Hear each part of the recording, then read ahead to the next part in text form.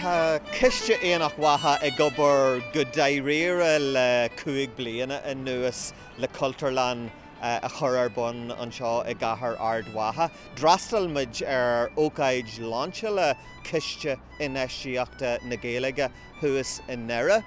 agus sppraig an ócáid sin muid lenar gid iarachtaí a gúblú a ríist hanig muintir ciste inistíochta na Gaeilge thughaine agus bhí roinnt cruinnithe thughaine agus tíomhastí de athair réasúnta gurrid bhí maidjabalta pacaiste a chur le chéile agus is ciste inistíochta na Gaeilge an drám a chreid anaine agus a chur an tarragad ar an tabla agus gan an muoinú sin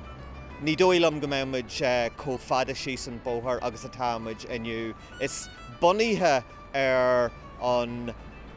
príú dheonta sin ó ciste inistíochta na Gaeilge a bhí Aonach Mhacha abalta muoinú a bhealú ó insí eile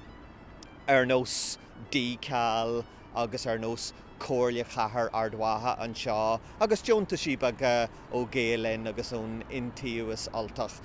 So táid andócasach ar fad go mbeidh maidjabalta Cultúrlann bhrá a oscailt in san bhliain clúteach 2000 agus a 16 nó go luath ina dhé sin. Tosaí an obair go cinse mar tá na plananaí a lig an óbartha go deo. Níl le deanú a gine ach bogu a ré inis agus na conarthaí a aon tú agus táiseacht ar an tógáil. Bei ifigí anseo a gine san oragniú seo, bei seomra ilmhain, bei seomra do chuirmeacha ceol,